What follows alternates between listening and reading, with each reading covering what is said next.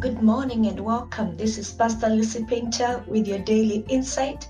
And yesterday we started a wonderful topic about favor, and we said we are dealing with favor according to the English dictionary or definition that says favor means acceptance, it means approval, support, goodwill, above and beyond, kindness, preference, all this. And we said it is available to us as believers, and we can see it in many Bible characters, and we say that it is there for us, and there are things we can do to attract this favor. And so yesterday we started with keys to attract God's favor, and we said that one of the keys to attract God's favor is love God, and another key we learned yesterday is to love people.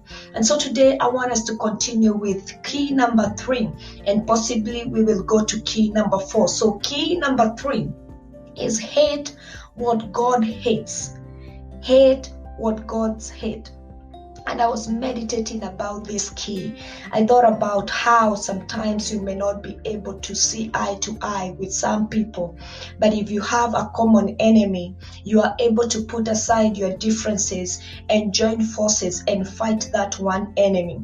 You may have your differences, but if you have one common enemy, you put aside your differences, you fight that one enemy because you have found a common ground. And as you make a stand for God and His causes, His favor is released upon you. When John was in the island of Patmos and he was writing the letters to the 7 churches, one of the churches he wrote to, the letters included commendation and rebuke. And one of the letters, the church of Ephesus received a rebuke but also a commendation. In Revelation chapter 2, they were told about this. They said, but you have this in your favor. You hate the practices of the Nicolaitans, which I also hate. Inasmuch as they had received a rebuke earlier, they had one thing in their favor. They had tried to stand against the practices of the Nicolaitans.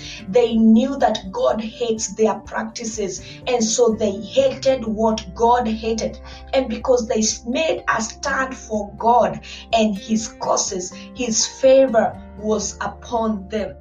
And as we go down in chapter 2, we realize what are the teachings or the practices of the Nicolaitans. If we go all the way down to verse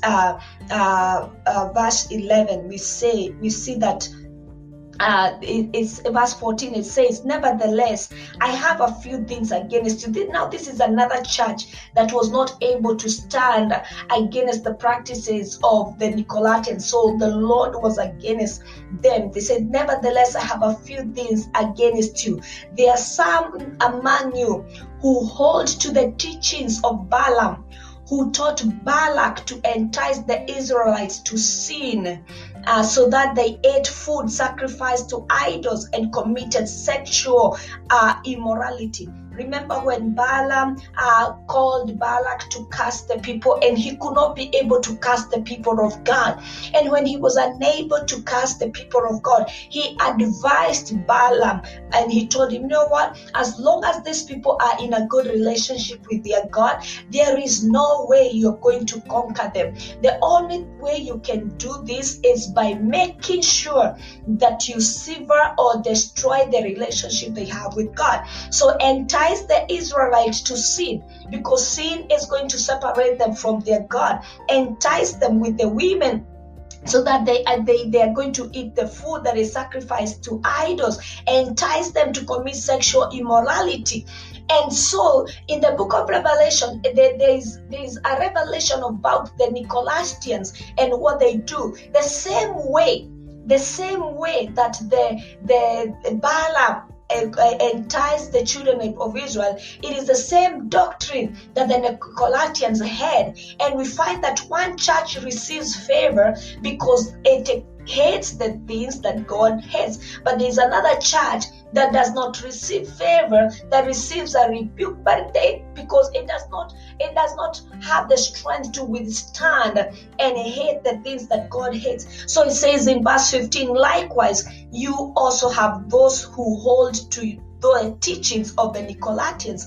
So I want to show you in the Old Testament how one person received favor because he hated what God hates.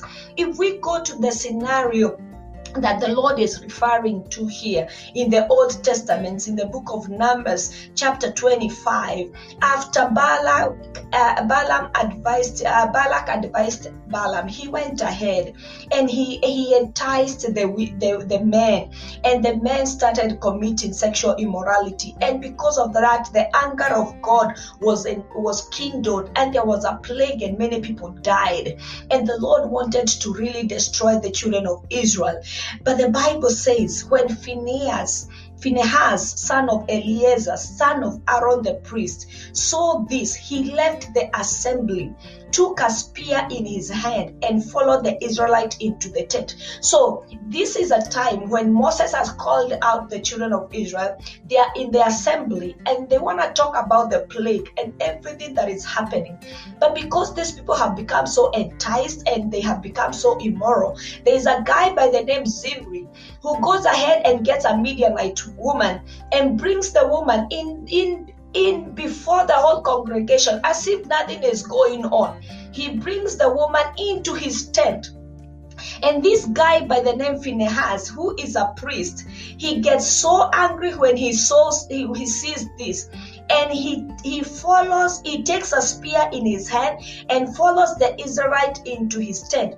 He drove the spear into both of them, right through the Israelites' men and into the woman's stomach. And then see what happens.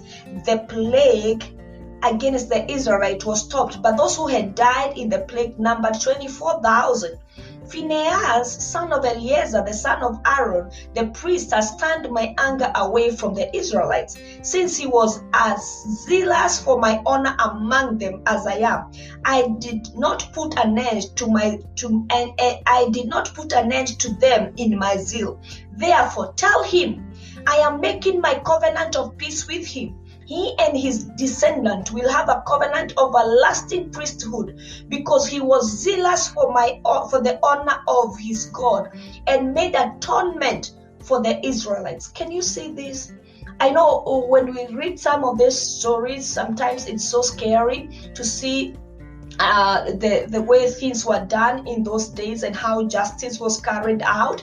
But we see that Phinehas was so zealous for God. He stood, he took a stand, he hated what God hates, and that gave him favor. So one key to gaining favor is to make a stand for God and his causes. You cannot be a man pleaser and a God pleaser at the same time. You have to make a stand for God and his causes, and by doing that, his favor is released upon you. By doing this, whatever Phinehas did, the plague was stopped. There were many other people who would have died, but he decided in the midst of the assembly, he's not gonna just stand there and do nothing. He stood and did something, and because of doing something, favor was released not only upon him but also on his descendant. Because of time, usually we do this between 5 to 10 minutes. Allow me to just give you only this one key today. We will do the next one tomorrow, and may God bless you. This is Pastor Lucy Painter with your daily insight, and this is Favor Day 2. Shalom.